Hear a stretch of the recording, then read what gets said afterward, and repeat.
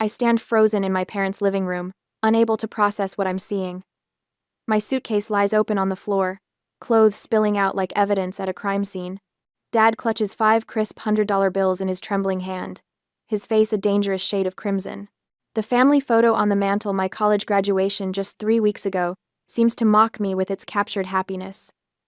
Dad, that's not mine, I say, my voice sounding hollow in my own ears.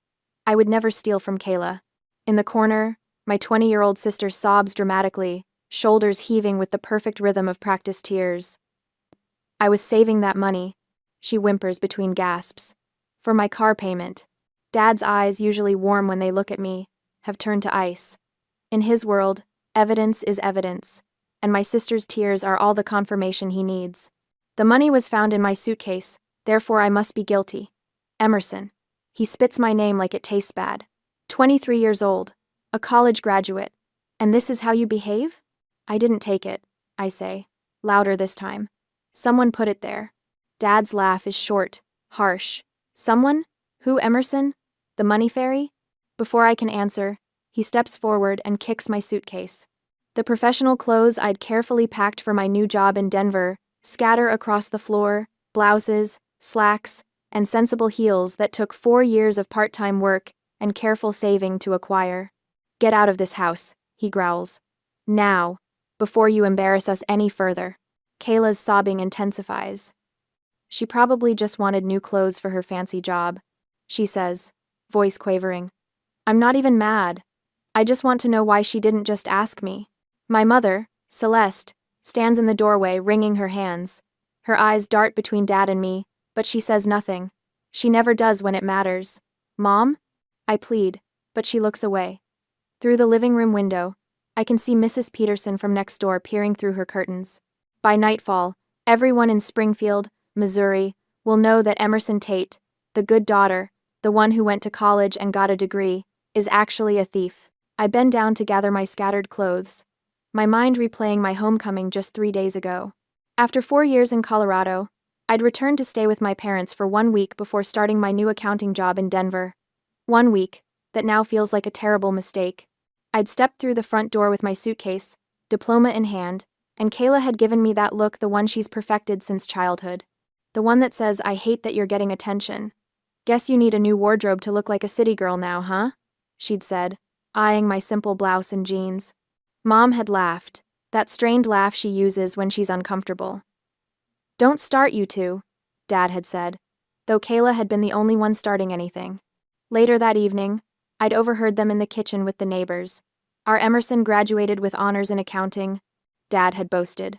Starting at that big financial firm in Denver next week. Full benefits too, Mom had added, pride warming her voice. I'd glanced at Kayla, who sat alone on the couch, scrolling through her phone. Her expression had darkened with each compliment thrown my way. I should have recognized the warning signs. I've spent my entire life keeping the peace in this house. When Kayla took credit for the science project I'd helped her with in 8th grade, I'd let her. When she'd told everyone that she was the one who came up with the fundraiser idea for the high school dance, an idea I'd spent weeks planning, I'd said nothing. I've always stepped back, smoothed things over, kept quiet to avoid disappointing my parents. The good daughter, the responsible one, the peacekeeper. But as I kneel on the floor, gathering my scattered belongings with trembling hands, something shifts inside me. My spine straightens, and when I speak, my voice is steadier than I expect. I didn't take anything. Dad scoffs, but I continue, rising to my feet. I've never stolen a single thing in my life, I say, looking directly at him. Not from Kayla, not from anyone. The money was in your suitcase, he says, as if that settles everything. Yes, I say. In my suitcase, which has been sitting in the guest room unlocked for 3 days. In a house where everyone knows I keep my things. Kayla's sobbing pauses for just a fraction of a second, a break in her performance, but it's enough. I see it, though no one else seems to notice. I look at my mother, still silent in the doorway. I look at my father, unmoved by my defense. I look at Kayla, already back to her convincing tears, and suddenly, with painful clarity, I understand that this family, my family, values peace over truth. They prefer Kayla's comfortable lies to my uncomfortable innocence. I see, I say quietly. I zip my suitcase, knowing some of my belongings are still scattered across the floor, but no longer caring.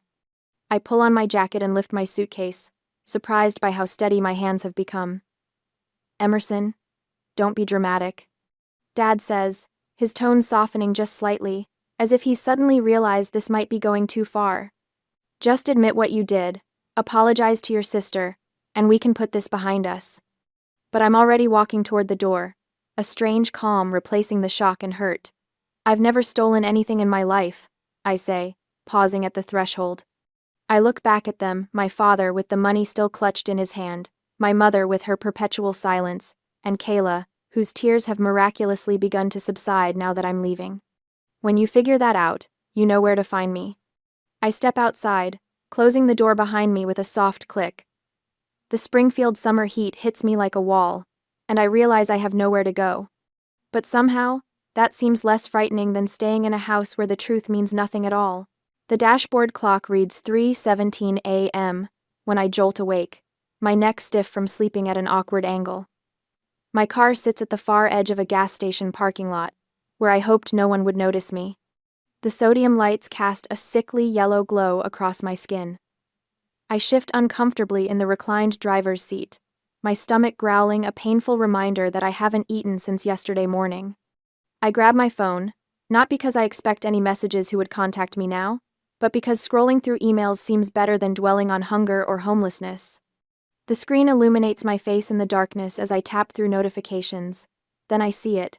Subject: urgent. Suspension of employment offer. EthiCore Financial. My thumb hovers over the message. Something cold and heavy settles in my chest as I open it. Dear Miss Tate, we have received a serious ethical complaint regarding your character and professional conduct. In accordance with company policy, your offer of employment has been suspended pending an investigation into these allegations. We will contact you within 5 business days with our decision. Regards. Human Resources. EthiCore Financial. I read it 3 times, each pass making the words no less devastating. My hands begin to shake, and I press them against the steering wheel to steady them. This isn't just about $500 or being kicked out of my parents' house. This is my entire future. Kayla. The realization hits me with such force that I gasp aloud. I frantically search my backpack for the employment letter with HR contact information. It's gone. The original was in my desk drawer at home, a drawer I couldn't empty before Dad threw me out. A memory surfaces. 2 days ago, walking past my bedroom and glimpsing Kayla slipping out, her expression startled when she saw me. Just borrowing a sweater, she'd said with a smile that didn't reach her eyes. I close mine now, leaning back against the headrest. The puzzle pieces click into place with sickening clarity. The planted money was just the opening move. While I was defending myself against theft accusations, Kayla was making an anonymous call to my future employer. No, I whisper, then louder. No. My fist strikes the dashboard, the pain barely registering through my rage. The violation is so complete it leaves me breathless. Not just my home and family, but my career, the thing I've worked toward for 4 years. I dial the number for EthiCore's HR department from memory, grateful I'd programmed it into my phone. After 3 rings, a voicemail prompts me to leave a message. I hang up and try again, unable to formulate what I'd say anyway. It's the middle of the night. No one will answer until morning. The hunger in my stomach transforms into a hollow ache as I curl forward, pressing my forehead against the steering wheel. Time passes minutes or hours, I'm not sure, until the sky begins to lighten with the first hint of dawn. When the clock reads 8 a.m., I call HR again. This time a woman answers. Human Resources, this is Patricia. Hello, this is Emerson Tate. I received an email about my job offer being suspended and I... Yes, Miss Tate. Her voice cools noticeably. We received an anonymous tip with some concerning information about your character. What information exactly? I ask, fighting to keep my voice steady. A pause. I'm not at liberty to discuss the specifics, but the allegations involve theft from family members and dishonesty. The humiliation burns through me like acid. I'm defending myself against strangers who already believe I'm guilty just like my family did. Those allegations are false. I say, I've never stolen anything in my life. I'm being set up by someone who doesn't want me to succeed. I understand this is upsetting, Patricia says, her tone suggesting she understands nothing of the sort. But we take ethical concerns seriously at EthiCore. The investigation is ongoing. After hanging up, I sit in stunned silence. Then I notice two women at the gas pump, looking in my direction and whispering. One laughs. I recognize them, Sarah Mills and Jennifer Baker from high school. I roll down my window slightly, and their words drift toward me. Did you hear about the Tate girl? Stole from her own sister for interview clothes. Always thought she was too perfect. Guess we know the truth now. They walk into the convenience store, unaware I've heard every word. The realization slams into me. Kayla hasn't just poisoned my professional life, she's destroying my reputation throughout Springfield. My phone buzzes with texts from people I haven't spoken to in years. Hey, everything okay? Heard something happened. Is it true what they're saying about you? Yikes. Rough situation with your family. The gas station bathroom mirror reflects a stranger pale, with dark circles under her eyes. I splash water on my face and stare at my reflection, cataloging what I've lost in 24 hours. My family's trust, my temporary home, my reputation, and potentially my dream job. My apartment lease in Denver starts in 2 weeks. Without this job, I can't pay rent. Without rent, I'm homeless in a new city instead of my hometown. I return to my car and watch the sun set through my windshield, the reality of my situation settling over me like a heavy blanket. The tears that have threatened all day finally come, silent and hot against my cheeks. Then something shifts inside me. I stop crying and start thinking. I pull out a notebook and pen from my backpack and begin writing everything that's happened, with exact times and dates. The planted money. Kayla in my room. The missing HR contact information. The timing of the accusation and subsequent anonymous call. When my phone rings, I almost ignore it, but the name makes me answer immediately. Aunt Lucky, I say, my voice cracking despite my efforts to control it. Emerson, she says, her voice warm and familiar. I've been hearing some strange things. Want to tell me what's going on? I take a deep breath and explain everything. When I finish, the line is quiet for a moment. Emerson.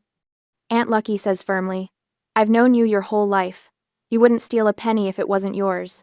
Now, where are you staying? I hesitate. My car, at the Quick Trip on Glenstone. Absolutely not, she says, with such authority that I almost smile. You're coming to my house right now. I've got the guest room ready. I don't want to be a burden, I say, though the prospect of a real bed makes me dizzy with longing. And anyone who thinks you're a thief isn't family worth worrying about. That night, after a hot shower and a real meal, I sit at Aunt Lucky's kitchen table and compose a formal email to EthiCore's HR department. I explain the situation in professional, measured terms, outlining the family conflict and my sister's likely interference. I attach character references from my university professors and previous employers. The response comes faster than expected. They'll postpone their final decision until after a more thorough investigation, rather than canceling the offer outright.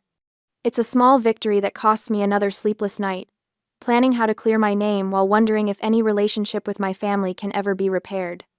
Even if I prove my innocence, how do I forgive the people who should have believed in me first, not last? Aunt Lucky leaves a cup of tea by my side as I stare at my laptop screen. Truth doesn't need to be loud, she tells me, squeezing my shoulder. It just needs to be strong enough to stand firm amidst the lies. For the first time since I was thrown out of my childhood home, I feel something other than despair. Not hope exactly, but determination. I've spent years being the peacekeeper, the one who smooths things over. Now it's time to stand firm. A week later, the phone rings early Monday morning, just as I'm pouring coffee in Aunt Lucky's kitchen. My aunt glances at the caller ID and her expression tightens. It's Kayla, she says, holding out the receiver to me. I shake my head, not ready to hear whatever new story my sister has concocted. Aunt Lucky nods and answers instead, putting it on speaker. Lucky speaking. Hi, Aunt Lucky. Kayla's voice carries that sugary concern she uses when trying to appear virtuous to adults. Is Emerson there? Mom and Dad are worried sick. She's resting, Aunt Lucky says, catching my eye. What can I help you with? I just wanted to check on her. She's been having issues lately, acting strange, taking things that don't belong to her. Kayla's voice drops to a theatrical whisper. We're worried she might be going through something serious. My fingers tighten around my mug. The character assassination continues, even when I'm not there to defend myself. Interesting perspective, Kayla. Aunt Lucky says, her tone perfectly neutral. I'll let her know you called. After she hangs up, my phone buzzes with a voicemail notification. Dad. I play it on speaker, bracing myself. Emerson. His voice sounds tired but firm. Your mother is worried sick. This has gone on long enough. Come home and we'll forget this happened. No apology, no acknowledgement that I might be telling the truth. Just the expectation that I'll return and will sweep everything under the rug. I scroll through my messages, 3 from high school acquaintances asking about the misunderstanding with my family, and 1 from my cousin Jacob wondering if I'm getting help for my problems. The narrative Kayla has spun is spreading through Springfield like wildfire. Aunt Lucky sits across from me, her weathered hands wrapped around her own coffee mug. Your grandmother had a saying for times like this, she says. Truth doesn't need to be loud, it just needs to be strong enough to stand firm amidst the lies. I don't feel very strong right now, I admit. Then we'll build that strength, she says, pushing a notepad toward me. Write everything down, dates, times, witnesses, who saw what and when. We need a paper trail.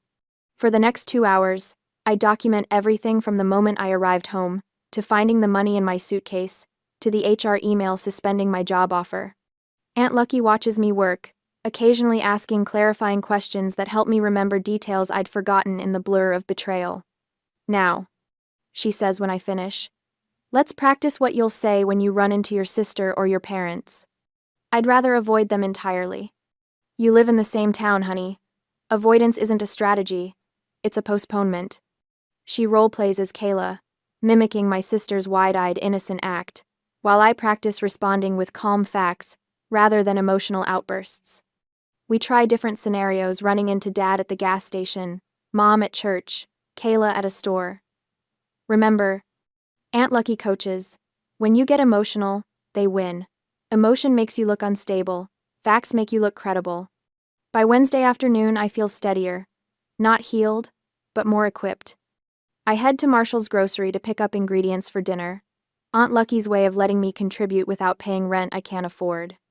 I'm comparing prices on pasta when I hear her voice. Emerson? Kayla stands at the end of the aisle, a shopping basket over her arm. She looks shocked to see me, though something in her expression suggests this encounter isn't entirely coincidental. I told Dad not to be so hard on you, she says, her voice loud enough for the elderly couple comparing tomato sauces to hear. Everyone makes mistakes. I notice the couple glancing our way, curiosity in their eyes. That's when I realize Kayla isn't just speaking to me, she's performing for an audience. Building her narrative of concerned sister and troubled Emerson, Aunt Lucky's coaching echoes in my mind. Calm facts, no emotional outbursts. I know what you did, Kayla, I say, my voice steady and measured. All of it. Her confident smile falters for a split second, a crack in the performance. What are you talking about? The money, the call to HR, all of it. I place the pasta in my basket. And soon, everyone else will know too. Panic flashes across her face before she recovers. You're just trying to blame me for your... But I'm already walking away, leaving her stammering excuses to the tomato sauce couple. For the first time since this nightmare began, I feel a flicker of power returning. Not from lashing out, but from standing firm. That evening, my phone rings with an unfamiliar number. It's Lindsay, a friend from high school I haven't spoken to in months. Emerson, I have to tell you something, she says without preamble. Kayla was at a party last weekend at the Miller's place. My little brother was there, and he heard her bragging to some friends that she set up her sister to teach her some humility. Those were her exact words. My hand trembles as I press the phone tighter to my ear. She admitted it? Not just admitted it, she was proud of it. Jason said she was laughing about how you'd have to come crawling back once your job fell through. Lindsay pauses. I can tell others what I heard. This isn't right, Emerson. After we hang up, I sit at Aunt Lucky's kitchen table, surrounded by my timeline notes and documentation. For the first time, I have external confirmation of what I already knew. My sister deliberately set me up, cost me my reputation, nearly cost me my job, and found it amusing. I think we should record Lindsay's statement. Aunt Lucky says after I tell her, written and audio, then send it to HR along with your timeline. Will they even believe it? People believe evidence, honey, and a witness statement is evidence. While Aunt Lucky makes dinner, I craft a formal statement for HR, attaching Lindsay's testimony. I forward all communications to Aunt Lucky as backup and start mentally preparing for my move to Denver. The apartment lease starts next week, and I'm determined to be there, job or no job. The future I've worked so hard for feels uncertain, but I refuse to let Kayla's jealousy define my path forward. They can take my home, but not my dignity or my future. Later that night, I break down at Aunt Lucky's kitchen table, the weight of everything finally crashing over me. I gave them everything. I sob, shoulders shaking. I was the perfect daughter. I never caused problems. Why wasn't it enough? Aunt Lucky wraps her arms around me, her embrace solid and warm. Some people can't stand to see others shine, she says softly. Your light makes Kayla see her own darkness. That's not your fault, and it's not your burden to fix. I cry until my throat hurts, until the reservoir of tears I've been holding back since that first accusation runs dry. The painful acceptance settles in my chest. My family might never truly see me. They might always choose Kayla's comfortable lies over my uncomfortable truth. I don't need their approval anymore. I say finally, wiping my face with a paper towel. No, honey. Aunt Lucky agrees. You don't. The next morning, I record Lindsay's statement, asking her detailed questions about what she heard. I create a document with the timeline of events, marking dates and interactions with precise details. I forward all my communications with HR to Aunt Lucky as backup. Then I start packing the few belongings I have for Denver. I've decided to focus on clearing my name professionally first, personally second. The job in Denver is my future. My family is my past. If they ever want to be part of my future again, they'll need to meet me on new terms with truth as the price of admission. That evening, while I'm out picking up more packing supplies, Aunt Lucky calls my cell. Celeste just called the house looking for you, she says, her voice carefully neutral. What did she want? She said, and I quote, I need to talk to Emerson. I've heard something. About Kayla. My heart quickens. What did she hear? She said she overheard her neighbor repeating a story. The exact same one Kayla told them about you stealing. But she said Kayla was bragging about setting you up. I gripped the phone tighter. What did you say? I told her you'd be back tonight. Aunt Lucky pauses. Then I asked her, so now you believe her? The question hangs between us, heavy with implication. Is it too little, too late? Or is it the first crack in the wall of lies Kayla has built around our family? Either way, I'm ready. Truth doesn't need to be loud, it just needs to be strong enough to stand firm amidst the lies. And finally, I feel strong enough to face whatever comes next. The hope that flares in my chest feels dangerous. I've been burned too many times. Did she actually say she believes me? I ask, voice carefully neutral. Not in those words, Aunt Lucky admits, but she wants to talk to you. I sink into the kitchen chair, mind racing.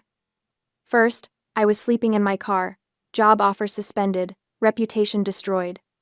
Now there's a crack in their perfect story. I reach for my phone. Wait, I say, a new thought forming. I need to record these conversations, all of them, from now on. Aunt Lucky confirms. Smart girl. Later that night, I spend 30 minutes preparing, writing down key points on a yellow legal pad. Facts, not emotions. Evidence, not accusations. When I'm ready, I set my phone to record and dial my mother's number while Aunt Lucky sits beside me. A silent witness. Celeste answers on the second ring. Emerson? Oh, thank goodness. Hi, Mom. My voice is professional, the same tone I used in mock interviews at college. Aunt Lucky said you called. Yes, I heard something. From Meredith next door. She hesitates. She said Kayla was at a party, bragging about teaching you a lesson. Something about money. That's right, I say simply. Is that true? About the money? I press my fingers against the cool tabletop. Mom, this isn't just about the money. My job offer was suspended because someone called HR with ethical concerns about me. What? No, that can't. I have a recording of my conversation with HR, I say. Would you like to hear it? Before she can answer, I hear a shuffle, and Kayla's voice fills the line. Em? It's me. Look, this whole thing got so out of hand. I was just joking at that party. I never meant. Let me talk to her. A deeper voice interrupts. Dad. Of course. Emerson. His voice carries that familiar tone of authority. You're blowing this way out of proportion. It was just money, not a big deal. If you hadn't overreacted by storming out. I didn't storm out. I say, my voice steady despite the anger burning beneath. You kicked me out. You told me to leave before I could embarrass you further. Those were your exact words. Well, tensions were high. This isn't about the money, I cut in. This is about my job. I tap the screen, playing the recording of my HR call. The dispassionate voice fills the kitchen. Miss Tate, we received a concerning call suggesting you had been involved in theft from family members. Given the financial nature of your position, we're obligated to investigate. When it ends, silence stretches across the line. Who would? Celeste begins. Someone knew exactly where I was going to work. I say. Someone had access to my offer letter. Someone wanted to make sure I couldn't leave Springfield. Emerson. Kayla's voice breaks through, tearful as always. You're making it sound like some kind of conspiracy. I would never do that. Why would I even want to? I don't know, Kayla. Why don't you tell me why you planted money in my suitcase and told everyone I stole it? Now wait just a minute, Dad interjects. If you hadn't left in such a hurry. I'm not doing this, I say firmly. I'm not arguing about what we all know happened. I'll talk when you're ready to acknowledge what really happened. Aunt Lucky squeezes my shoulder as I end the call. Her eyes are proud. They'll never admit it, I say, the realization settling over me like a heavy coat. They'll never see what she did. Never argue with someone who believes their own lies, Aunt Lucky says, pouring fresh coffee into my mug. Save your breath and your sanity. I wrap my hands around the warm ceramic. So what now? Now you focus on what matters, the job, your future. Some relationships can't be saved, Emerson. They can only be managed. An hour later, the doorbell rings before I can respond. Through the front window, I spot Kayla's blue sedan in the driveway. Unbelievable, I mutter. When I open the door, Kayla's eyes are red-rimmed, her makeup artfully smudged. She looks small, vulnerable, exactly the image she wants to project. Em, please, she says, pushing past me into the house.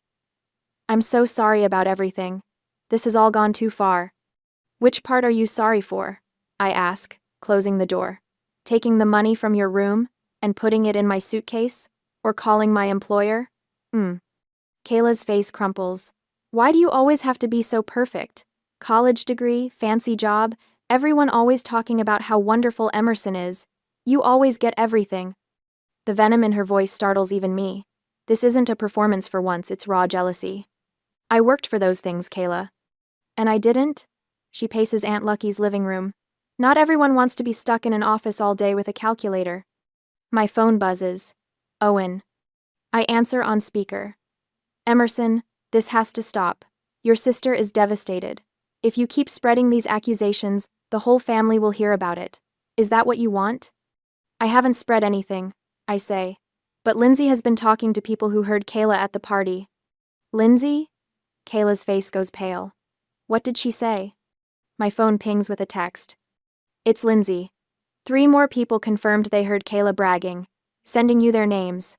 Also, I think someone from your old summer job called your new company about you.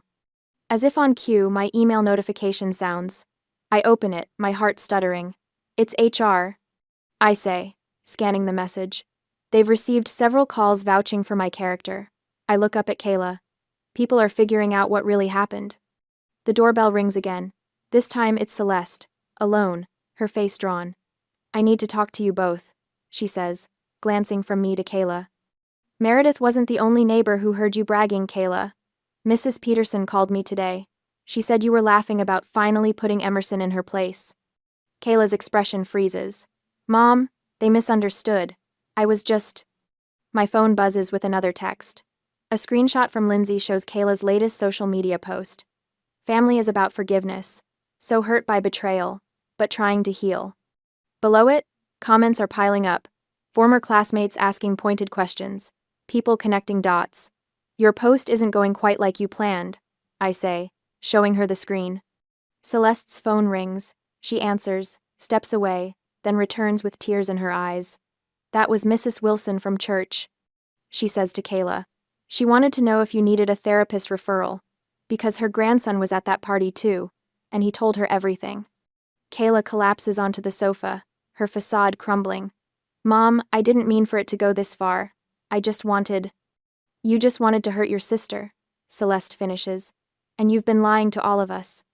For the first time in my life, I see my mother looking at Kayla the way she's always looked at me, with expectation. With accountability. Emerson, Celeste says, turning to me with tears in her eyes. I think I've made a terrible mistake. I say nothing, letting the truth settle in the room like dust after an explosion. Some things, once broken, can never be put back together the same way. And sometimes, that's exactly as it should be.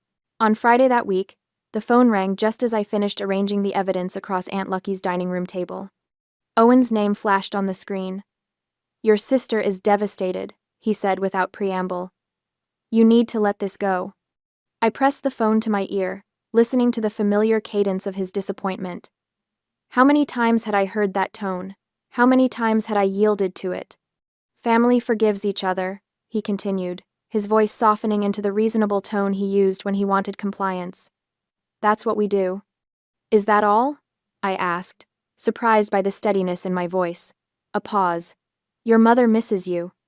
I studied the timeline I'd created, each event meticulously documented with dates and supporting evidence. 4 years of college, reduced to a line item. A job offer dangling by a thread. I'll be in touch, I said and hung up. My phone pinged with a text from Kayla. I'm sorry about the money. I was jealous and stupid. Can we move past this? The careful wording struck me immediately. The money, not the call to HR, not the sabotage of my career. Just the money, the part that witnesses had already confirmed. Another text followed. Mom's barely eating. She's so upset about all this. The family playbook hadn't changed, just the player's desperation. Aunt Lucky entered with 2 cups of coffee, placing one beside me. Owen? She asked. I nodded. And Kayla. They want me to let it go for Mom's sake. And what about your sake? She asked, settling into the chair across from me.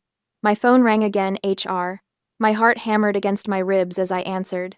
Miss Tate, the woman said. We've reviewed your documentation and spoken with several character references. There's one more thing we need before making our final decision tomorrow. I gripped the edge of the table. What's that? A character reference from an immediate family member. The room seemed to tilt slightly. A family member? Yes. We understand your situation, but given the nature of our firm, family relationships are considered significant character indicators. After we disconnected, I stared at the evidence spread before me. They need a reference from my family. Aunt Lucky set her coffee down. I can do it. I shook my head. They specifically said immediate family, parents or siblings. They know what happened. They're testing you. Then I'll pass the test. I stood up, sudden clarity washing over me. Call them. Tell them to meet us here at 7. All 3 of them. Aunt Lucky raised an eyebrow. You're sure? Completely. The hours passed in careful preparation. I arranged and rearranged the evidence, rehearsed what I would say, and steeled myself against the inevitable emotional manipulation. At 6:55, car lights swept across the front window. They arrived together, Celeste first, looking smaller than I remembered, followed by Owen with his shoulders squared defensively. Kayla entered last, her expression wavering between defiance and apprehension. Thank you for coming, I said, gesturing to the chairs I'd arranged on the other side of the dining table. Please sit down. Emerson, this has gone far enough, Owen started. I held up my hand. HR called today.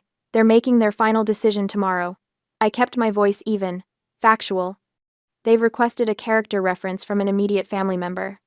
Kayla's eyes widened slightly. I've gathered everything they need to know. I continued, gesturing to the documents spread across the table. A timeline of events, witness statements, email correspondence. I pressed play on my phone, Lindsay's voice filling the room. She was at Jason's party bragging about how she'd taught Emerson some humility. Said she needed to be knocked down a peg after getting that fancy job. Kayla's face drained of color. You recorded people talking about me? She asked, her voice rising. That's so. Kayla. My mother's voice cut through the room with unexpected authority. Tell the truth. Now. The silence that followed felt electric. Owen sat motionless, his expression unreadable as he stared at the evidence before him. I didn't, Kayla began, but faltered when Celeste turned to look at her.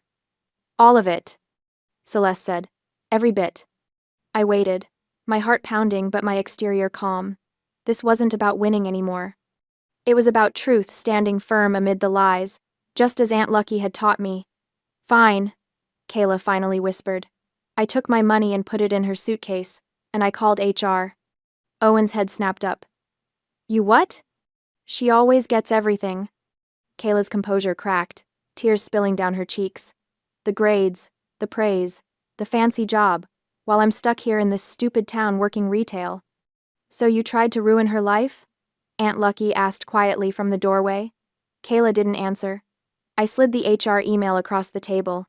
They need a reference by noon tomorrow.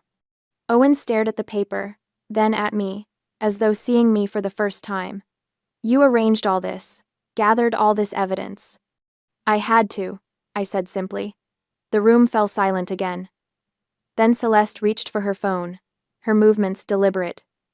What are you doing? Kayla asked. The right thing, finally. My mother's fingers moved across her screen. There, she said, turning her phone so we could all see. A social media post. We were wrong.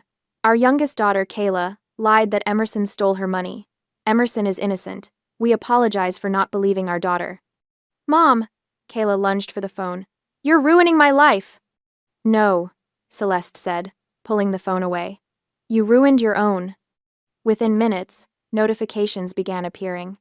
Friends, neighbors, people from church, all seeing the truth laid bare. I'm calling HR, Celeste announced, standing up. Right now. Mom, please, Kayla begged. But Celeste was already dialing, her voice steady as she explained everything. Yes, I'm sending you the public acknowledgement right now. And my husband and I both vouch for Emerson's character and integrity. Owen remained silent, the authority he'd wielded so confidently now, visibly diminished. When Celeste handed him the phone, he hesitated before taking it. This is Owen Tate, he said, his voice rough. My daughter Emerson has always been honest and hardworking. The accusations against her were false. He paused. And I should have known better. After the call ended, we sat in a transformed silence. The hierarchy that had governed our family for years had crumbled. My father, once the unquestioned authority, looked diminished. My mother, typically silent, had found her voice.